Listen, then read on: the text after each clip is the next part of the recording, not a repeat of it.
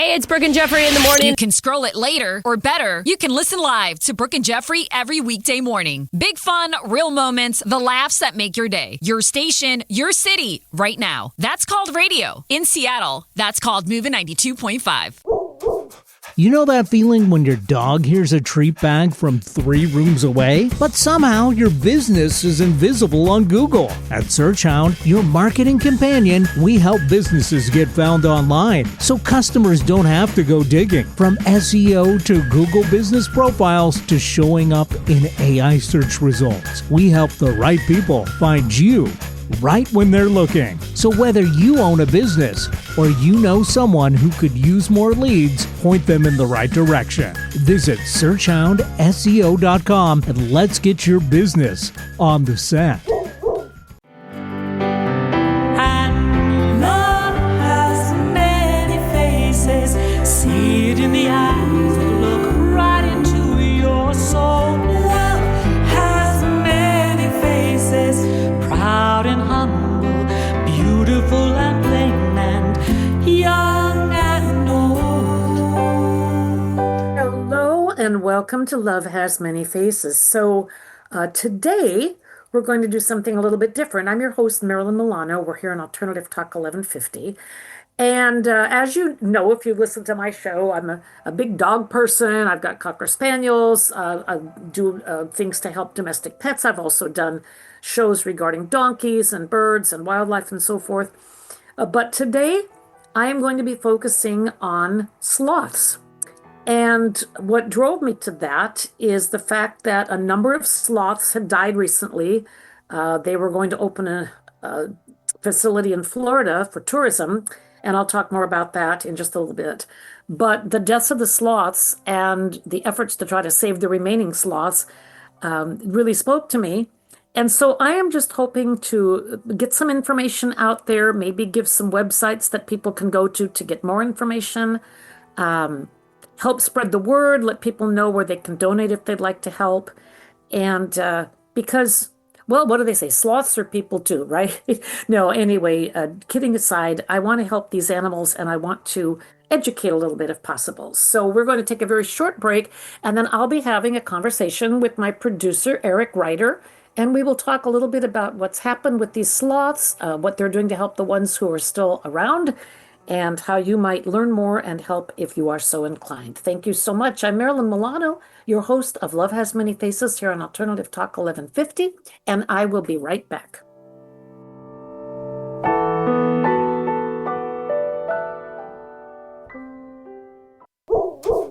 You know that feeling when your dog hears a treat bag from 3 rooms away, but somehow your business is invisible on Google? At SearchHound, your marketing companion, we help businesses get found online so customers don't have to go digging. From SEO to Google business profiles to showing up in AI search results, we help the right people find you right when they're looking. So whether you own a business or you know someone who could use more leads, point them in the right direction. Visit searchhoundseo.com and let's get your business on the set. This is Martha Norwalk. Every Sunday morning, beginning at 9 a.m., thanks in part to newprosupplements.com, we cover the world of animals. This week, it's our energy balancing show with best practitioner Linda Rasmussen. We'll take your phone calls, and Linda will help you and your animal friends with emotional, behavioral, and physical issues. Hope you can join us for your free remote treatments. Martha Norwalk's Animal World, Sunday morning, 9 a.m. to noon, right here on Alternative Talk, AM 1150. Tech, health, politics, design, and more. We cover a lot on Alternative Talk 1150. Well, hello and welcome back to Love Has Many Faces. I am your host, Marilyn Milano, and I am here with my show's producer, Eric Ryder, and we're just going to have a conversation about sloths and wildlife in general and how people can learn more and help if they are so inclined. So first of all, Eric, thank you for joining me today. I appreciate it. Hi, Marilyn. Happy to be here with you. Yeah, well, the events of the last several days in the news calling attention to the plight of some of the sloths that were supposed to be part of a tourist attraction, it really upset me. It broke my heart. I've always been a little bit of a sloth nerd, and They just are whimsical, wonderful creatures. I'm a big dog person and have always been an animal lover. But over the last few years, sloths have kind of captured my heart. And so I wanted to talk a little bit about what happened, maybe offer some sources of information and some ways that people might be able to help or maybe just even learn more. Yeah, I feel like there's everybody has that one wild animal that they identify with. Like it feels like it reflects their personality in some way. Not saying that you're slothful or anything, but just you feel a connection with them, which I can relate to for sure. I mean, they have some odd quirks. They eat leaves. They're very cute. Maybe that's what it is. Maybe the cuteness is the thing we have in common. Just joking. But I'm actually more of a fast mover and I don't live in the trees. Sure. And definitely don't have nests of moths and beetles in my body or on my body. But there's something about their faces. They are so endearing and they're very calm. I don't know, just seeing their photos, seeing the pictures, seeing the interactions with the caregivers and so forth. I just love them.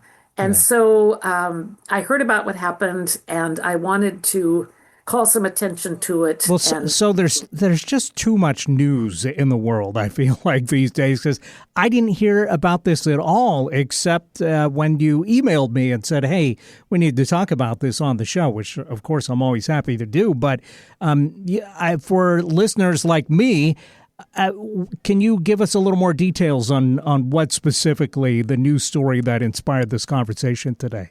Yes, and again, I wanted to, emphasize here, I'm not the expert, and I'm getting my information from multiple sources, but I have checked sources and read repeat stories, and so hopefully there aren't any errors in what I will be sharing, but I will be sharing websites as well. So apparently, there was a sloth exhibit that was set to open in Florida, and it was called Sloth World. And during the past year or so, I guess a number of sloths were imported from Central America. This is where most of the sloths live. And I guess some of the proper precautions weren't taken. There is some question as to the legality of how they were imported. They were not necessarily kept in the right temperature controlled climates because sloths need a warm and fairly humid environment because they live in the rainforests. And there was some other question about, how they were handled, the flights and so forth. So what came to light is that, and it depends which source you see, but they said dozens of sloths had died. I don't know the exact number, but these are all two-toed sloths. Now, to just step back for a moment, again, being a sloth nerd, what I have learned is that there are 6 common types of sloth. 4 of them have 3 toes, and 2 of them, the Hoffman's two-toed sloth and the Linnaeus two-toed sloth, those are the two-toed variety. Now, the Hoffmans and the Linnaeus, they're the ones that have a little bit more of a little pronounced nose. The 3-toed sloths are the ones that you see that look like they're perennially smiling. They're all very cute. But again, if anybody is curious, you can go online, Google 3 and 2-toed sloths, say that quickly 10 times, and learn more about them. So anyway, there was some question. There is question as to whether criminal charges are going to be filed against the owners of Sloth World. Sloth World is now not going to open. They shut it down. They shut the website down. And 13 sloths were rescued by the Central Florida Zoo and Botanical Gardens. So far, 2 of those have passed away. They have had trouble with digestive issues. Again, the exposure to the temperatures and so forth wasn't good. They lost a little guy named Bandit, and just yesterday I learned that Habanero passed away. So right now the zoo, the Central Florida Zoo and Botanical Gardens are doing a lot to try to help the remaining sloths. They're under constant care. They're getting medication, the right foods. My heart just breaks for these little guys and gals. Yeah, it's just so wild that non-accredited places or people that are not experts are able to, import wild animals into this country without having strict regulations on how those animals are handled. I feel like there should be something preventing this sort of thing. But what are some misunderstandings about sloths and wildlife in general that can lead to these kind of things? Well, I mean, okay, so sloths are very cute. Now, I actually did visit an exhibit up at Deception Pass. They seemed to be well cared for. There were five of them. It was in a climate-controlled environment. They were the two-toed sloths. But I was told, okay, don't try to pick them up or anything. We don't let people pick them up because if you're online, you will see people handling the sloths. A lot of these sloths may not be able to return to the wild. They may be in a sanctuary for a reason, and they're very sweet, and people are gentle with them. But in general, wildlife is not usually set up to be handled by people. It can be stressful to them. I think because sloths can be cute and endearing, and they've also been featured in Disney films and so forth, in the animated versions. People, they like them. They think they're cute. I think people want to go have their pictures taken with sloths. I know that I took some pictures with them, but they told me don't get too close. At one point, the fellow said, I think he'd like to take a bite out of your arm. And I was like, oh, not so cuddly. Okay. But the cuteness and some of the marketing where you see these creatures, and again, I know that in many cases they are treated well and treated gently, but I think there is a lot that needs to be considered. I have heard that humans handling sloths, it can be stressful for the animals. And so I think maybe people get the wrong idea or they want that interaction because they're so endearing. And then perhaps entrepreneurs see an opportunity to open up an exhibit and let people have that interactive experience.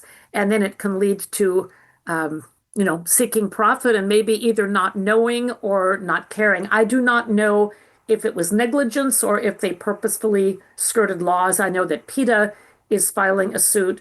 I know that people are very distraught. So again, I don't want to spread false information. And if you check online, if you check the centralfloridazoo.org website, there is information about those sloths. And you can just Google a headline too to see what the latest is. So I am going by what I have read and what I know. But to get back to your question, I think the fact that they can be enduring creatures, and I think this is true of other wildlife too. I mean, capybaras, perhaps some of the small monkeys, meerkats, different things like that. A lot of them are very cute and people want to have an experience with them, but they are, after all, wild animals, and we want them to be safe and healthy. Agreed. Well, what's being done to help these sloths? Well, as I said a little bit ago, Central Florida Zoo right now has them in their care from what I understand. That Central Florida Zoo and Botanical Gardens. They are monitoring them around the clock. They are making sure the diets are correct. They're giving fluids and medication.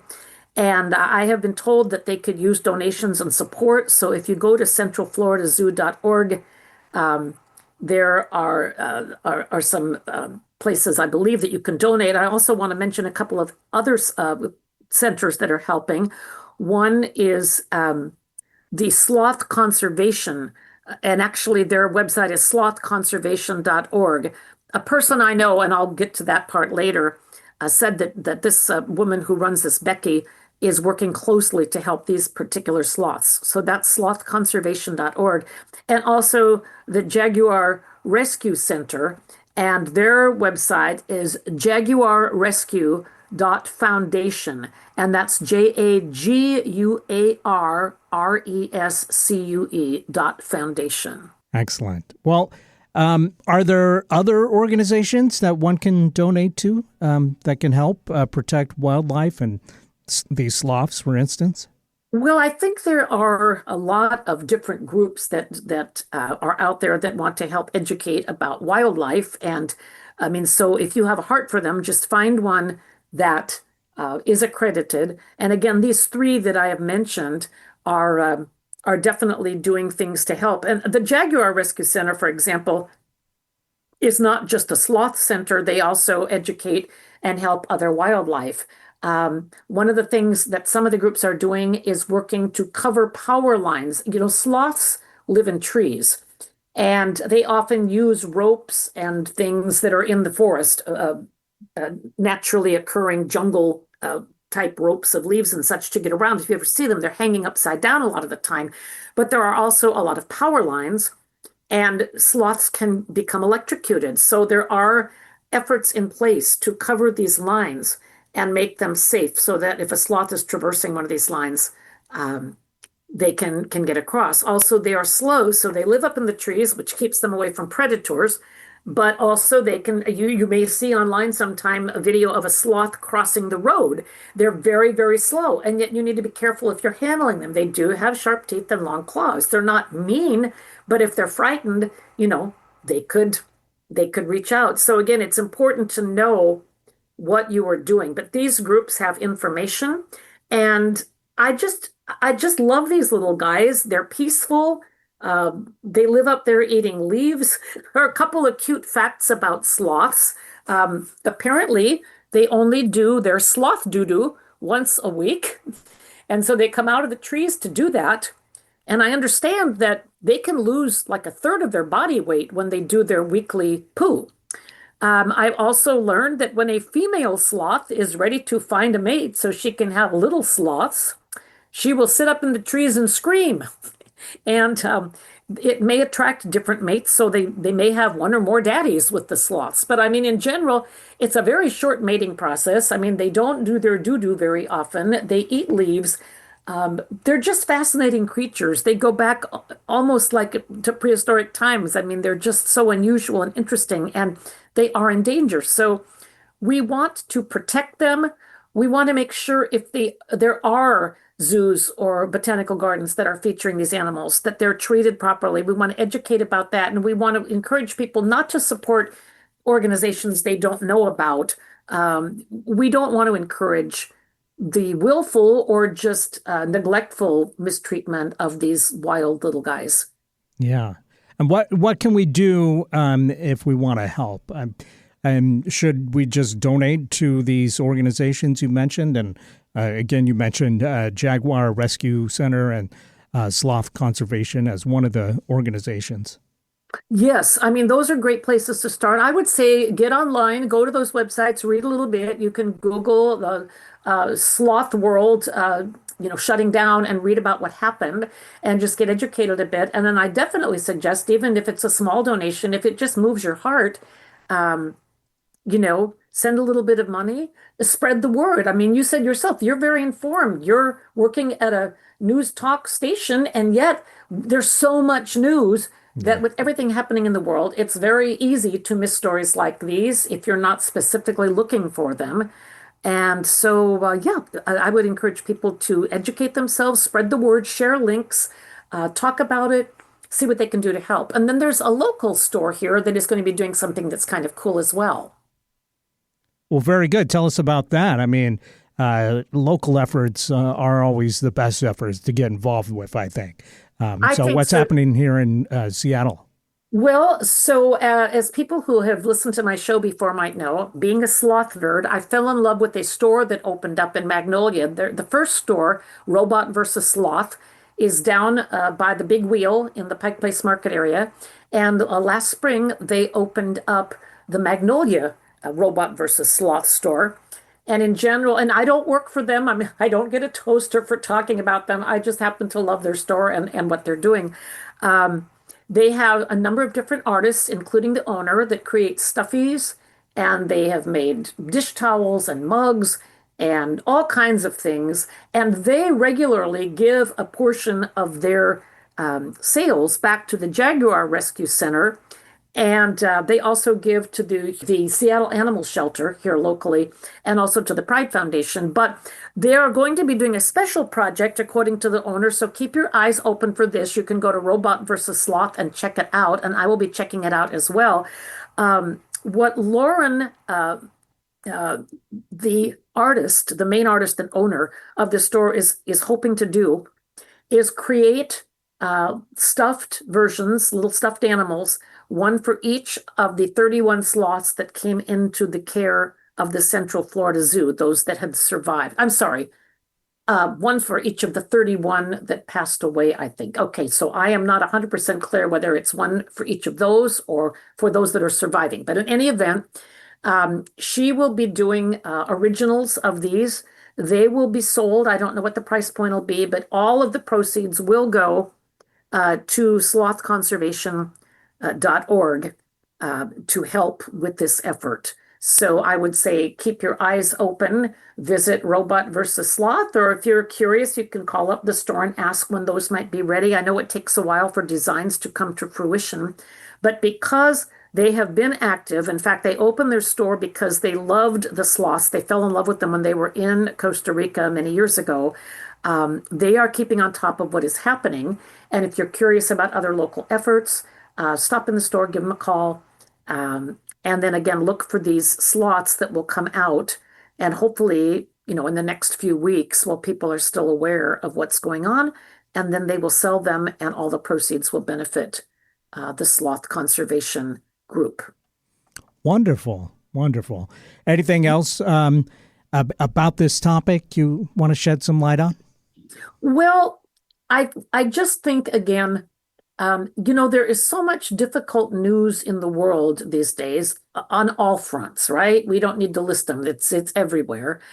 And when we see innocent animals that are hurting, whether it's dogs and cats because of overcrowded shelters, whether it's wildlife, birds, the donkeys that are in the sanctuaries, I think if each of us is just able to take a moment out of our day and find that part of ourselves that wants to do something kind. One of my big slogans that I live by is do something, okay? And I heard this song by the Eagles years ago called Do Something. And I thought, yes, if everybody did something, anything, $5, $10, sharing an email, anything, if everybody who cares does something. So I would just say, find that specific part of you that may resonate with animals. Maybe it'll resonate with wildlife. If sloths aren't your thing, perhaps you'll want to reach out and help another wildlife species or do something local for our dogs and cats.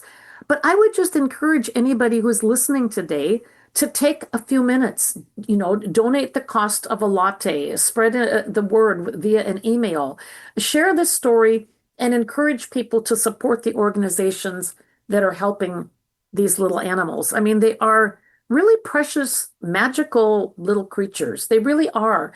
And I think it's so easy to lose sight of the wonder around us. And, sometimes Mother Nature isn't friendly either, right? I mean, anybody else traumatized by any of those National Geographic reels from our childhood where the lions eat the wildebeests? And it's like, oh no. I mean, so Mother Nature can be cruel, but if we are doing our best to be kind and provide a safe and humane environment and to make sure that rules and regulations are followed, they are there for a reason, to write, to speak out, to call our senators, to call the people that count, and make our voices for the animals heard. I mean, it's easy to put that aside when there's so much else happening that seems like of monumental importance and hugely frightening. But I think we all need to take time and help our fellow creatures too. That makes the world just a little better place. It makes it a little kinder place. And so again, just the groups that I'm focusing on today, but certainly not the only groups out there. Jaguar Rescue Center, and their website is jaguarrescue.foundation, or the Central Florida Zoo and Botanical Gardens, who are specifically working with these particular sloths, and that is centralfloridazoo.org, or Sloth Conservation, and that website is slothconservation.org. So check them out, take a few minutes, donate if you feel so inclined, and share the story. And I'm just really pulling for these remaining sloths because they're precious little souls, and I really want them to be okay. And I'm doing this show to, if we even help one, if even 2 or 3 people become aware and offer some help, then it wasn't for nothing. Absolutely. Well, I appreciate you shedding some light on this topic because, as I said, this story passed me by, but I do have a real affinity for wildlife. So it's nice to hear efforts are being made and people are stepping up to yes, it help touched in a lot of situations people. like I this. mean, the cutest ones, I think they get more attention, and not all wildlife is cute, and it shouldn't only be the cute ones, but there's something endearing about these little guys. So yes, my hope is that more people will become aware, more people will do something, check out these sites, and then keep your eye on Robot versus Sloth, the little store in Magnolia Village, which is right next door to the main Starbucks in the village. And if you happen to be there, or give them a call, to find out what they're going to be doing about the stuffies and how you might get one of those if you want to be a contributor. So that's about all I have on this for now. We might come back and do an update if I learn more, but I really appreciate you taking time to talk with me about this. My pleasure as always. Okay, well, we'll take a short pause and come right back. I'm Marilyn Milano. I've been talking with my show producer, Eric Ryder, about the situation with the sloths that were lost and or injured in Florida, and they're trying to save them. So learn more, visit the websites I mentioned. We'll be right back. I'm Marilyn Milano, your host of Love Has Many Faces here on Alternative Talk 1150.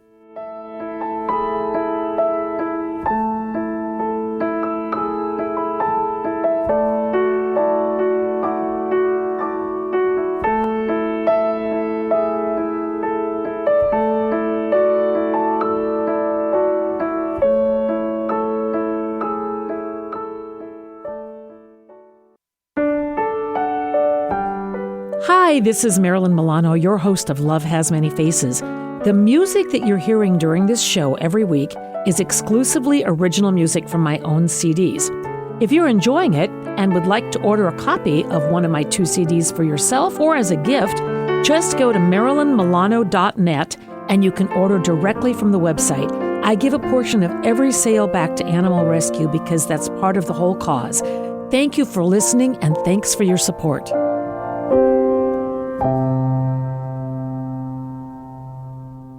No other station delivers this much variety. Alternative Talk 1150. Well, welcome back to Love Has Many Faces. I'm your host, Marilyn Milano, and today we talked about how to help the sloths affected by all that transpired in Florida.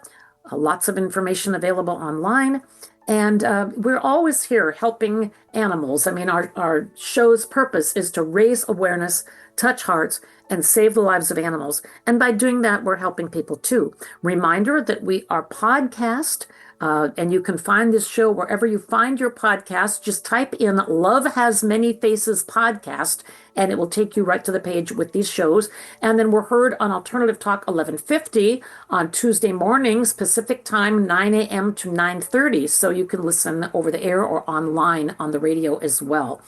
Anyway, thank you for joining me. Just sending everybody out this week and asking you to keep a soft spot in your heart for the animals and do what you can where you are with what you have. I'm Marilyn Milano. Until next week, thank you.